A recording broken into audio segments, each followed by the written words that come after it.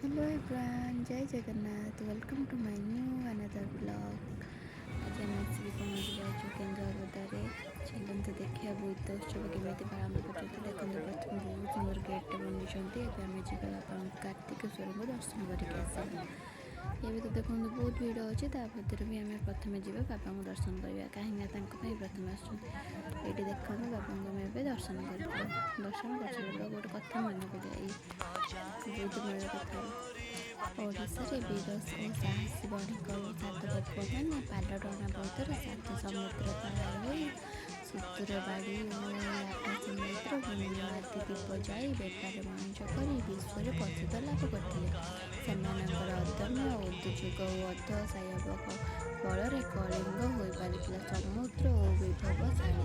ଏବେ ମଧ୍ୟ ଦକ୍ଷିଣ ପୂର୍ବ ଏସିଆ ସେହି ସବୁ ଦେଶମାନଙ୍କରେ ଓଡ଼ିଶାର ଜାତି ମହନୀୟ ଧାର୍ମିକ ଓ ସାମାଜିକ ଭାବଧାରା ଏବଂ ଉତ୍କର୍ଷ କଳା ସଂସ୍କୃତି ପ୍ରଭାବ ସ୍ପଷ୍ଟ ଦୃଷ୍ଟିଗୋଚର ହୁଏ। ସେ ଦିନର ସେହି ଗୌରବମୟ ନୌବାଣିଜ୍ୟ ମହାନ ଗାଥାକୁ ସ୍ମରଣ କରି ଓଡ଼ିଶାର ସାଂସ୍କୃତିକ ପ୍ରାଣକେନ୍ଦ୍ର ତଥା ହଜାର ବର୍ଷର ଐତିହାସିକକୁ ଏହି କାର୍ତ୍ତିକ ପୂର୍ଣ୍ଣିମା ତିଥିଠାରେ ପାଳିତ ହୋଇଛି। ଐତିହାସିକ ବାଲିଯାତ୍ରା ବହୁତ କାଳରୁ ପ୍ରାଚୀନ ଏହି ବାଲିଯାତ୍ରାରେ ବୋଇତ ବନ୍ଦନା ଉତ୍ସବ ପାଳନ କରାଯାଇଛି। ବହୁତ ବିଭିନ୍ନ ଜାଗାରେ ମଧ୍ୟ ଏହି ବୋଇତ ବନ୍ଦନା ପାଳନ କରାଯାଇଛି। ସେଥିପାଇଁ ଆମେ ଏହି ଦିନଟାକୁ ମନେ ରଖିବା ପାଇଁ ବୋଇତ ବନ୍ଦନା ଯାତ୍ରା ବି ହେଉଛି।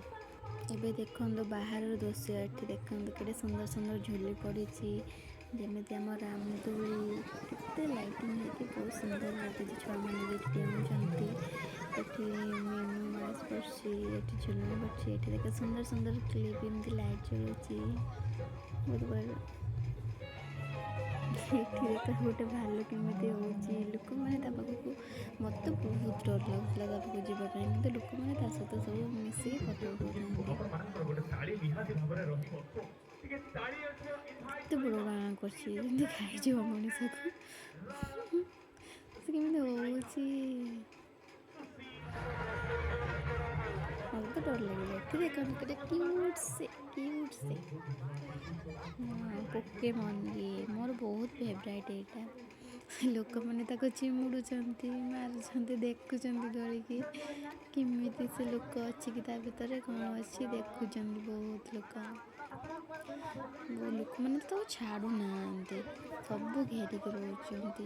ମୁଁ କେମିତି ଫଟୋ ଉଠେଇବି ତା ଭିତରେ ମଧ୍ୟ ମୁଁ ଟିକେ ଗଳିଗଲି ତା ଭିତରେ ଫଟୋ ଉଠେଇବି ବୋଲି ଲୋକମାନେ ତାକୁ ଚିମୁଛନ୍ତି ତ ସେ ଖାଲି ଏପଟ ସେପଟ ହେଲା ମୋତେ କ'ଣ ଫଟୋ ଉଠେଇବ ସେ ମୋ ସହିତ ତଥାପି ସେ ପୁଣି ଏପଟକୁ ଡାକିଲେ ଯେମିତି ସାଙ୍ଗେ ସାଙ୍ଗେ ଅନେଇକି ମୋ ସହିତ ଫଟୋ ଉଠେଇବାକୁ ଆସିଲେ ସାଙ୍ଗେ ଦେଖିବ ରହିଥା କେମିତି ଫଟୋ ଉଠେଇବ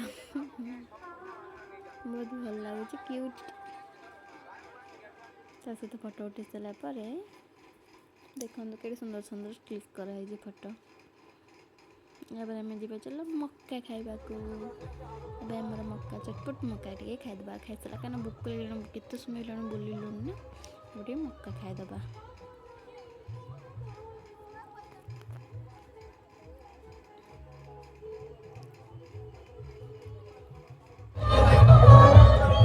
ମକା ଖାଇସାରିଲା ପରେ ଏବେ ଆମେ ସେଠୁ ଆଉ କିଛି ଖାଇନଥିଲୁ କାହିଁକି ନା ସେଠି ମାନେ ଯାତ୍ରାରେ ତ କେବେ ବି ବହୁତ ଭଲ ଖାଦ୍ୟ ନଥିବ।